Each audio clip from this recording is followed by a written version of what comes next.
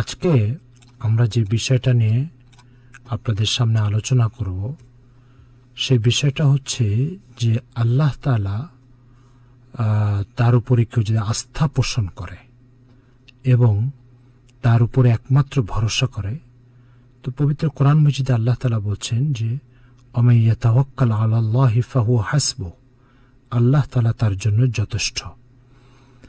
কোরআন ও সুন্নাতের অসংখ্য নজির ও দৃষ্টান্ত আল্লাহ পাক উপস্থাপন করেছেন।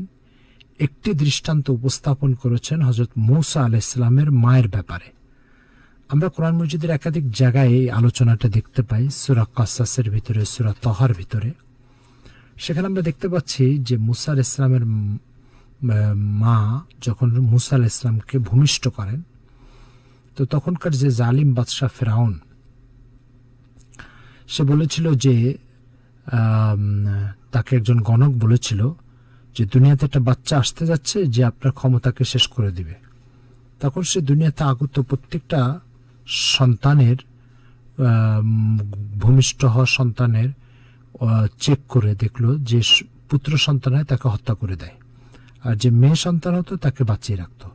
কোরআনে এই বিষয়টাকে আল্লাহ পাক এই শব্দে বলেছেন ইউকাত্তিলুনা আবনাআহুম ওয়া ইস্তাহইয়ুনা নিসাআহুম, যে পুত্র সন্তানকে জীবিত রাখে আর কন্যা সন্তানকে হত্যা করে দেয়। প্রিয় দর্শক ও শ্রোতাবৃন্দ, এই পুত্র সন্তানকে হত্যা করার উদ্দেশ্য হচ্ছে তার ক্ষমতার জন্য প্রতিবন্ধক হয় এমন কোন সন্তান যাতে দুনিয়াতে আসতে না পারে। অবশেষে মূসা আলাইহিস সালামের মা যখন মূসা আলাইহিস সালামকে ভূমিষ্ঠ করলেন, তো আল্লাহ তাআলা তাকে রক্ষার জন্য মূসা আলাইহিস সালামকে মাকে অন্তরে একটা কথা ঢেলে দিলেন। সেটা হচ্ছে যে তাকে একটা বক্সের ভিতরে ঢুকায় নীল নদে ছেড়ে দাও। তো নীল নদে ছেড়ে দেওয়া হলো। অবশেষে সেই নীল নদে ভাসা ভাসা বক্সটা যে ফেরাউনের দরবারের সামনে যে দাঁড়ালো। সেখানে ফেরাউন তার লোকজনকে বললো, দেখো তো এই যে বক্স ভেসে যাচ্ছে, এটা কি? তো এসে দেখে একটা ফুটফুট একটা সন্তান। তখন ফেরাউন ওই সন্তানকে হত্যা করার আগ্রহ প্রকাশ করলো। তো তার স্ত্রী আসিয়া বলছে, লা তাকতুলুহু আসা ইয়ানফা'না আও নাত্তাখিযাহু ওয়ালাদা। কোরআনে বক্তব্যটা আসছে যে তুমি তাকে হত্যা করো না, হতে পারে আমাদের নিঃসন্তান দম্পতি আমরা, আমাদের জন্য একটা সন্তান দরকার, এ হয়তো সে সন্তানের শূন্যতা পূরণ করবে। তো স্ত্রীর এই কথায় আপনার ফেরাউনের অন্তর গলে গেল। সে মূসা আলাইহিস সালামকে বক্স থেকে বের করে নিয়ে এসে নিজ ঘরে লালন পালন করলেন। প্রিয় দর্শক ও শ্রোতাবৃন্দ, যে সন্তানের জন্য হাজার সন্তানকে হত্যা করা হলো, অবশেষে সেই সন্তানটা তার ঘরে এসেই লালিত পালিত হলো। কি বিস্ময়কর সিস্টেম আল্লাহ পাকের কুদরতি ব্যবস্থাপনা। তারপরে মূসা আলাইহিস সালামকে দুধ পান করানোর জন্য নিয়ে আসা হলো অসংখ্য মহিলাকে। কোনো মহিলার দুধই তিনি পান করেন না।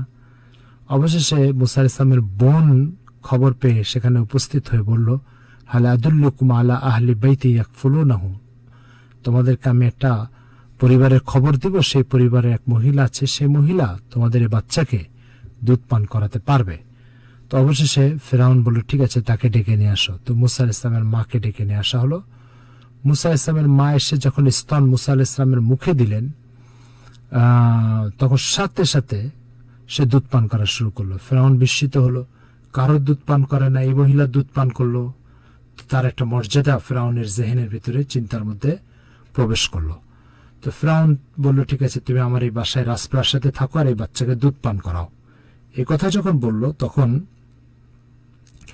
মূসা আলাইহিস সালামের মা 2-1 দিন থেকে তারপরে বললেন যে আমার এই রাজপ্রাসাদ ভালো লাগে না, আমাকে আমার বাসায় ফিরে যেতে হবে।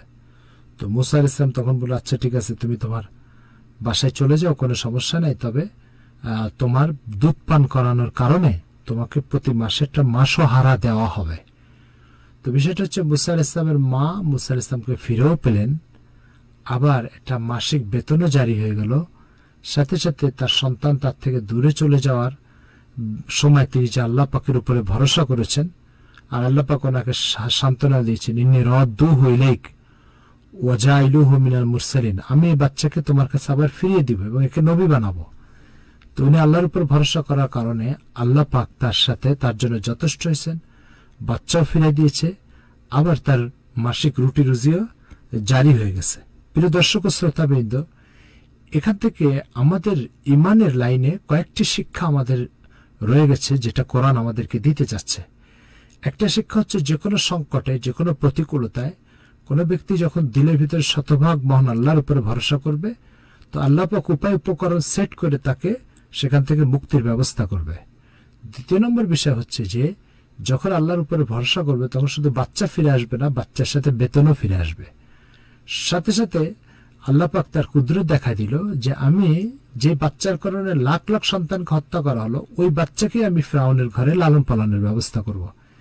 আল্লাহ পাকের এই কুদরত আর এই কৌশল আর এই ক্ষমতার কথা চিন্তা করে আমরা আমাদের ঈমানকে নবায়ন করি আর অন্তরের ভিতরে আল্লাহ তাআলার প্রতি আস্থা, বিশ্বাস, দৃঢ়টাকে শক্ত করে মজবুত করি।